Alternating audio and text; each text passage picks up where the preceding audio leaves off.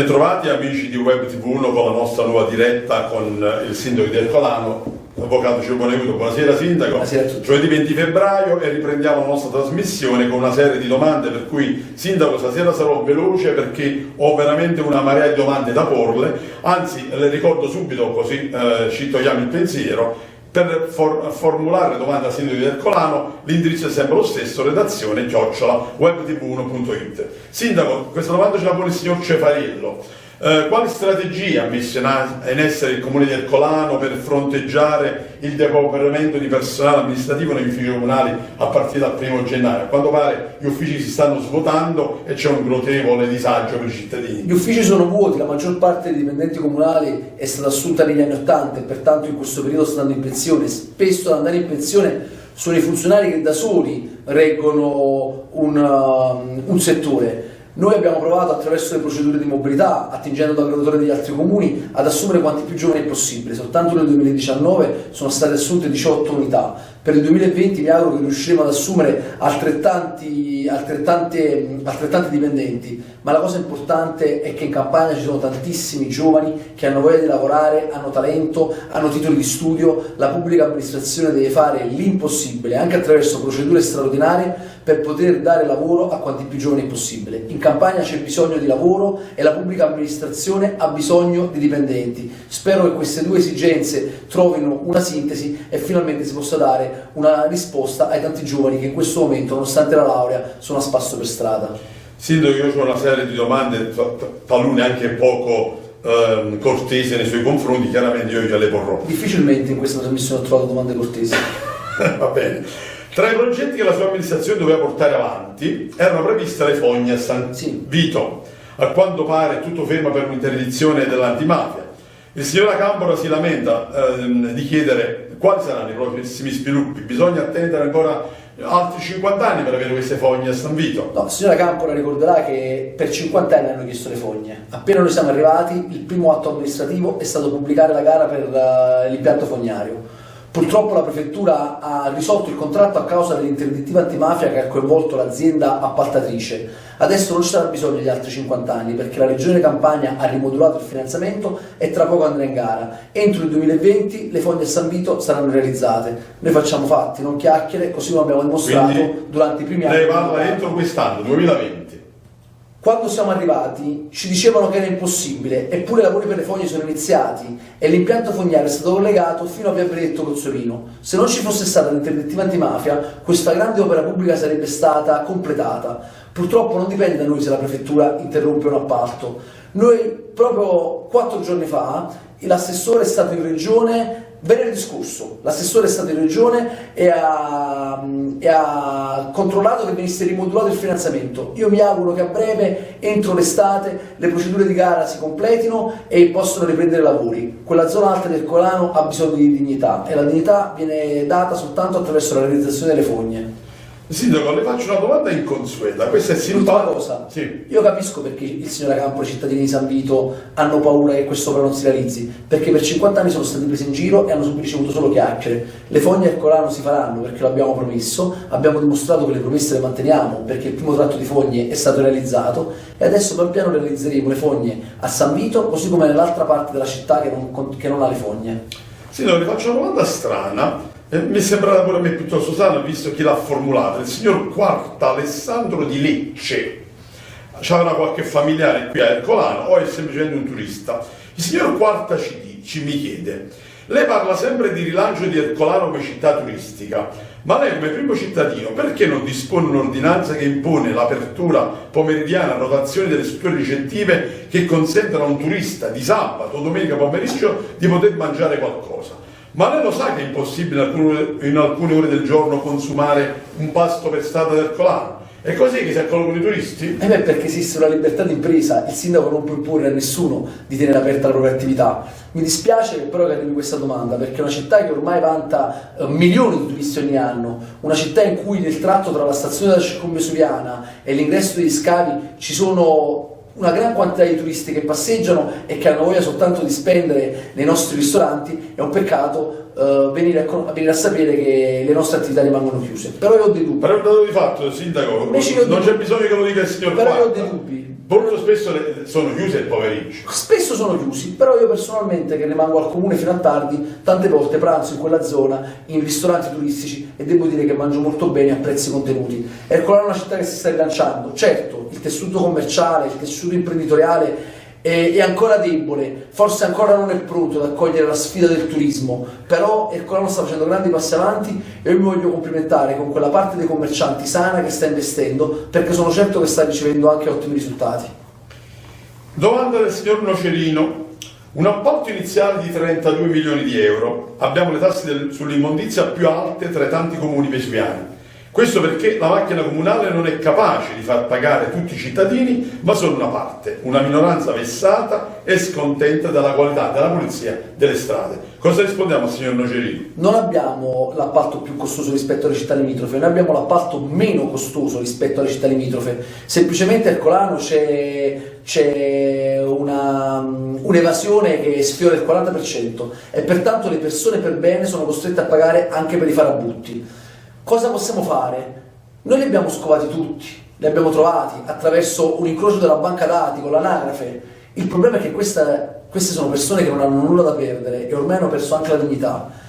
Chi ruba allo Stato, chi ruba alla pubblica amministrazione, non è vero che non ruba a nessuno, ruba il futuro dei nostri figli e ruba al vicino di casa che magari tra 1000 sacrifici, con un lavoro, con una pensione, porta avanti la famiglia. Quindi lei mi conferma che c'è gente che sappiamo che non pagano e c'è un'evasione vicino al 40%, persone censite che ormai hanno perso anche la dignità. Io mi impegnerò affinché questa gente venga perseguita, perché non è giusto e chi non ha nulla da perdere debba pesare sulle persone oneste. Però dico anche una cosa, dottore, c'è bisogno di un'indignazione da parte di tutti. In questa città spesso quando qualcuno ruba alla pubblica amministrazione ci si gira dall'altra parte perché è come se non avesse rubato a nessuno. Invece la domanda del nostro amico ci fa capire che quando qualcuno ruba alla pubblica amministrazione in realtà non è vero che non sta rubando a nessuno, sta rubando ad ognuno di noi.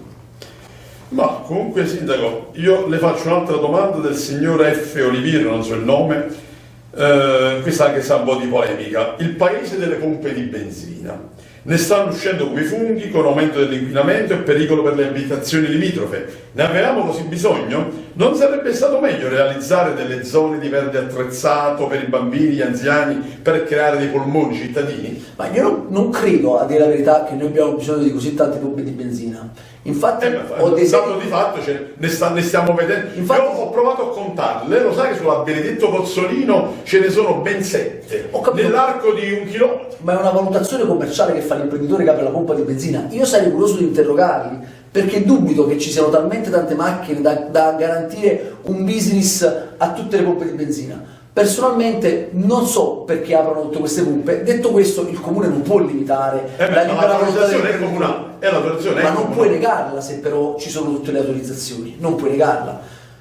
Circa invece i polmoni verdi, io voglio ricordare che questa amministrazione ha fatto quanto non è stato fatto negli ultimi 50 anni a Ercolano, perché abbiamo aperto come polmone verde il parco inferiore di Villa Favorita, abbiamo aperto il parco di Via Pugliano, abbiamo aperto il parchetto giochi di Via Gabriele D'Annunzio, abbiamo aperto il parco Maiuri che sta all'interno degli scavi. Diciamo che di tutto si può dire di questa amministrazione, no, che non abbia curato il verde e che non tenga a cuore il futuro dei nostri bambini e la serenità dei nostri bambini all'interno dei parchi verdi.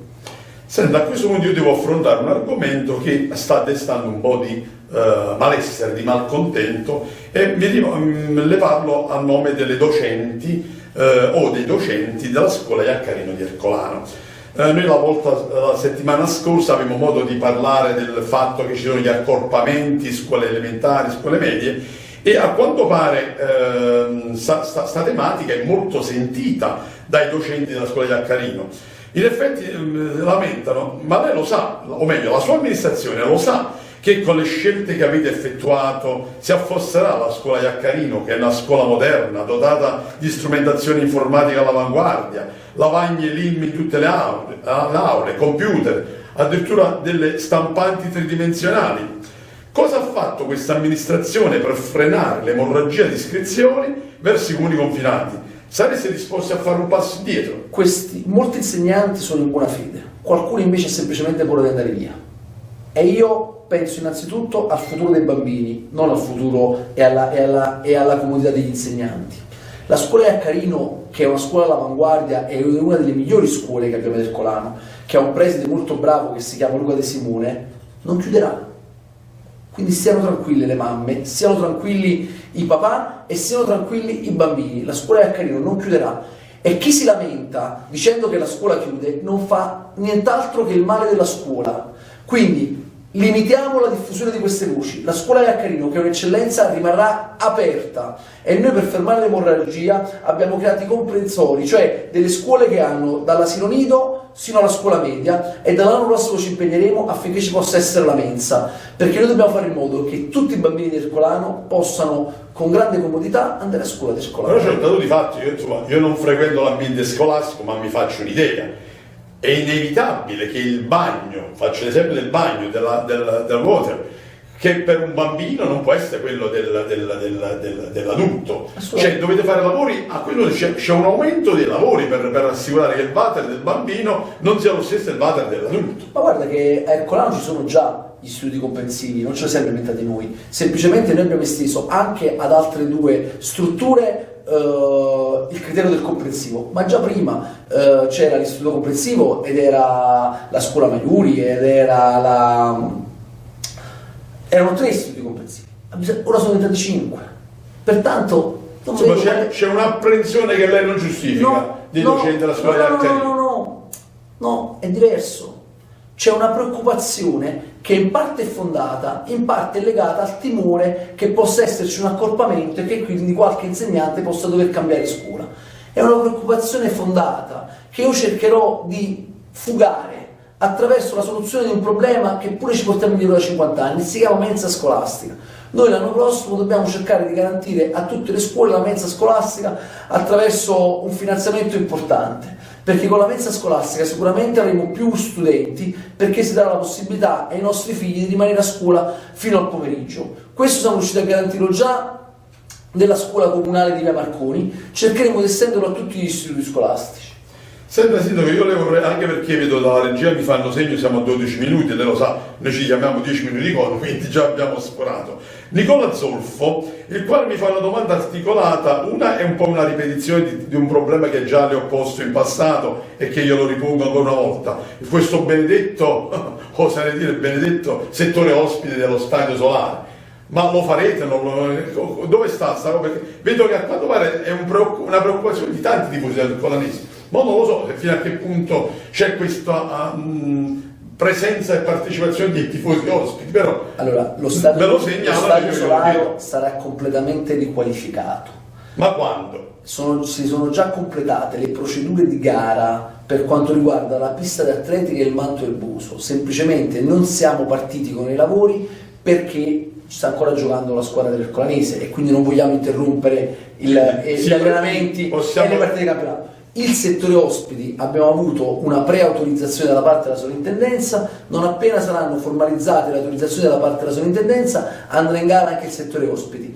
Quindi lo stadio del Colanese dopo, anche qui 50 anni, sarà dopo 20 anni sarà completamente riqualificato, e in più ai tifosi del Colanese dico che per l'anno prossimo ci saranno sorprese molto interessanti. Bene, allora signor Nicola Zolfo è il primo cittadino che le dà questa rassicurazione, quindi io mi auguro che per quanto riguarda i tifosi del Colanese e tutti noi cittadini possano esserci sorprese importanti. Io voglio che l'Ercolanese possa giocare nei campi di calcio che siano all'altezza della nostra storia e dei sogni dei nostri tifosi. Noi ce lo auguriamo, sicuramente ci farebbe piacere.